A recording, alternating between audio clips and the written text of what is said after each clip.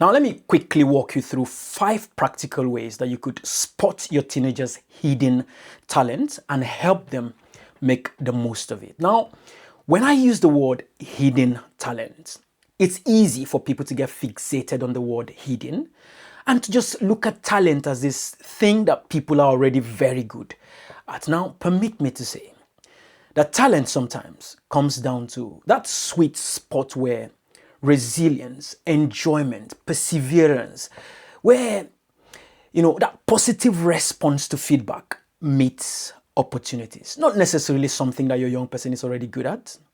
And so, in this video, I'm going to walk you through 5 practical things you can apply and an activity that you can actually run. And at the end, hopefully, you'll be able to find that thing that your young person would most likely use to get good results in life. But please, before we proceed, if you're a parent, if you're an uncle, an auntie, a teacher, anyone who works with young people, this video and the kind of contents we release every week, you'd find them really useful. So I'd like you to please follow us and subscribe, and also like, share, comment on the video so that we can get it to other people who might need it. Share it with somebody who you know would need it. And so now that I've taken care of the commercials, let's go into the actual video. Now this video was inspired by something that happened a couple of days ago when I went to drop my son for football. And typically we get there on Saturdays and everywhere is kind of scanty, and you've got a few children and parents here and there. But soon after the World Cup started, every time you go, you would struggle to find parking space. And as I was getting frustrated one of these days, I remember that, yes, exactly, when we were a lot younger, when there's football, any serious football tournament, World Cup or anything, everybody just remembers that they have some footballing skills and some talents of football in them. You dust up your football boots and then go back hoping to become the next Messi or the next Ronaldo. And it affects parents too. A lot of parents, in that season just begin to see the possibilities in their young people, the ability for their young people to go on to become star footballers. And as much as that's a good thing, not many parents would continue on that track 5 months or 2 months or 1 week down the line after the World Cup. Oftentimes it just drops out. And what I intend to do with this video is to help you find that thing that your young person would find, enjoy, and stick to it until they get the desired result. So step number 1. Before we get to step number 1, I'd like us to clear the air about this thing where a lot of parents that I've met and that I've worked with try to achieve their dreams, their childhood dreams, their long-term dreams through their children. Now, the temptation is very high for you to want to turn your young person to a doctor or a footballer or whatever dream it was you had growing up that you didn't succeed in achieving. You see it in your young person, and sometimes that can actually turn out to be the case. But I'd like to start by encouraging you to allow this young person to explore what exactly they want to do. And I understand that that can be a bit difficult, but if you follow through till the end, the last point I'm going to discuss actually helps you to be able to guide against the fears that a lot of people act on that makes them to try to push their children in a specific direction. So, point number 1, explore different activities and start early. When I say start early, if possible, you should start before they become teenagers, because as time goes on, young people tend to get formed into a specific way of thinking and a specific thing that they believe they like, and they might stick to it. And what you want to start doing is to expose them to several options very early. But while you do that, there are things you need to do, and there are things you need to pick up that would help you guide them on the right path. Now, when I say expose them to different options, research and pediatric guidance has shown that pushing children into early narrow specialization too quickly can cause very serious problems. Things like increased risks of overuse and injury, burnout, and even dropout. And if you doubt this, all I want you to do is just to Google, child celebrities. A good number of them go on to shall I say, discover that that's not the best way to go. A lot of child celebrities end up running into trouble very early. And so, from every point of view, if you can, try not to specialize and not to say this child is a footballer, so let's just focus on that. Allow them to explore several options.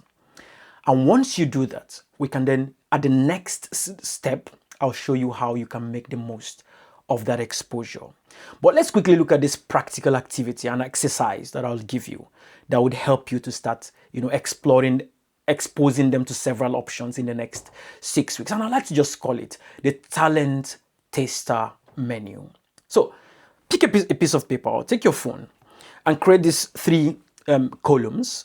Column 1, say week. So you have week 1, week 2, week 3, week 4, week 6. Column 2, write specific activities that you're going to be trying every week for the next 6 weeks. And the third column, write your observations, just easy observations. Now, here are a few questions that might help guide that observation that you're going to be writing down. So try to understand, did they enjoy the activity you exposed them to? You can actually discuss that with them. Talk to them. Did you enjoy it? Because enjoyment is a key element to determine whether they are going to continue doing that or not. Number 2 question you could ask, did you improve quickly? Did you see them starting very, a bit poor and then getting better with time? Number 3, would they want to try it again? So you ask that question. So would you want to try it again? Sometimes you don't need to ask them that question. They would automatically tell you, when next are we going to try it, Daddy? When next are we going to try it? Now, these answers or these questions, if you get the right answers to them, it begins to give you a clue to what these young people would be able to go on to do very well. Now, that nicely leads us into the second point. Observe their unique attributes and response. Now, this is very important because what you need to do at this stage is to watch those things that naturally pulls their attention when nobody else is forcing them. Because one of the strongest signs of natural strength is voluntary attraction. What pulls them without you pushing them? Now, when I first introduced my son to football, that's the one thing that he wouldn't, I don't need to remind him to get ready. Football usually is 8 a.m. and 7 a.m. Jason is all dressed and all ready and wanting to go. But that's something that naturally he wants to do.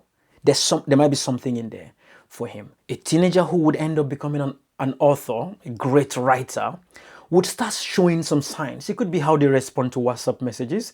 It could be how they like to tell stories. A teenager who would end up becoming an engineer, for example, you would start seeing it with how they like building things with Legos and all this kind of. There are clues always when you start exposing them to opportunities. And what you want to get good at is being able to pick those signs and taking careful note of them, because then they would inform you on where you start helping them to narrow. Because remember, you've started exposing them to several things. At some point, you have to start narrowing down to some specific things that they would do a lot more. Point number 3, try as much as you can to use multiple sources of evidence. Teachers, coaches, friends, family members. Now, some people might not like this, but if you listen for a bit, you understand why I'm saying this. It is possible for your teenager to be presenting different attributes in different locations. I've had instances where children are seen to be very quiet at home, but in school, they are completely different people. Now, listening to other people's feedback, understanding how your young person presents in other environments would help inform the areas that you start helping them to major in. So it's not just enough for you to observe as a parent, because you might have this bias as to what you're seeing, what you're picking. Listening to several people and getting to understand how they perceive your young person can also help open your mind and your view of your young person. But this has to be done carefully, because not everybody comes with good intention, and some people might be too critical. Now, you don't allow such things to inform how you help your young person, but some of those criticisms might actually be positive. Now, the fourth point, which is very important, is you need to start, at this level, you need to start nurturing and expanding on that specific or those specific skills that you think your young person is beginning to enjoy and to improve on.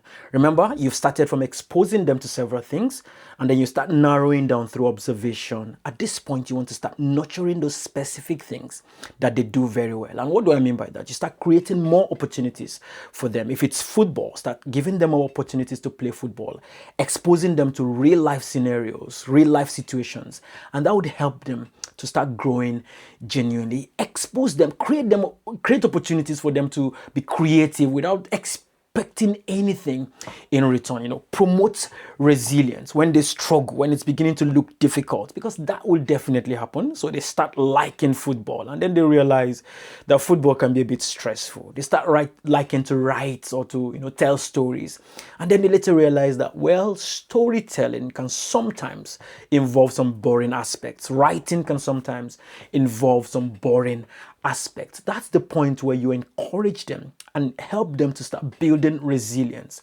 knowing full well that it's not always going to be a smooth ride to excellence. Be a role model to them. Some of these things you're going to be telling them, sometimes you need to live it.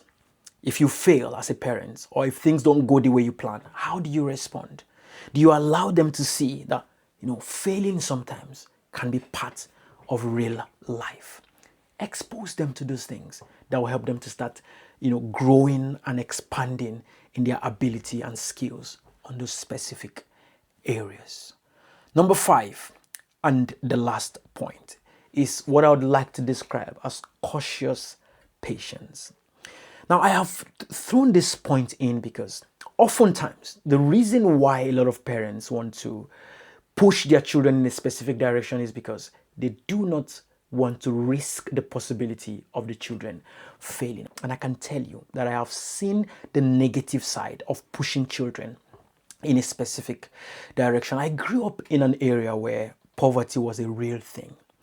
And at one point in our lives, everybody thought the way to break through and to success was to start playing football. And so we had a lot of young people who played football like it was all they had to do. We had several young people who were playing very well. Some of them went out to play, out of the country to play. But not too long after teenage age, when we start becoming adults, a lot of them ended up wasting their lives because all they did was to play football, no school, abandon every other thing. And so when football did not become the success they thought it was going to be, life became frustrating. They had nothing else to fall back to, and life became meaningless for a lot of them. A good number of them, I think back now, and they're not in a good place at all. And so a lot of parents watch those possibilities and say, you know what? There's a proverb that says, if you don't have a spare tire, you don't drive too rough. And so that's how a lot of parents, think. They don't have spare children. And so they can risk taking chances with the one or two they have. So they just have to, define the plans and make sure things go as planned. Yes, there's that argument. But there's also the argument where if you do not try, there's an argument for burning your boats, isn't it? Where you need to give it all it takes so that you can succeed and get the results you want. And so that's why I'm saying cautious patience. You're patient, you're working with them to see if you can get the results you want, but you're also cautious, knowing that there has to be something to fall back to. And how I like to say it is, if a young person is playing football, there's no reason why they wouldn't take their academics very seriously. If your young person is, writing, there's no reason why they shouldn't take their whatever other thing they're doing in the background seriously, because oftentimes these things would complement themselves. And I like using school as that example. There's hardly any time that learning in school would not complement whatever you're doing. There's problem-solving skills that you pick up in school. There are social skills that you pick up in school. All of these things would end up complementing the path that the young person is trying to take. The only time I would encourage you to drop one for the other is if, for instance, school starts coming in the way of football or tennis or something. Try as much as you can to cautiously continue to work with them patiently on that path to success. Hopefully, there's 5 points. If you apply them, you begin to spot those talents that might be hidden in your young person, and you begin to help them to build towards those talents. But again, I'd like to hear from you. What are those talents you're already spotting in your young person? Leave them in the comment section. How did you go about spotting those talents? What are the practical things you did to help you spot those talents? I'd really, really like to hear from you about that. And again, don't forget to hit the like button. Don't forget to share. Don't forget to comment to help this video to get you to other people. Thank you again for watching for now, and I'll see you again certainly all through the week and next week.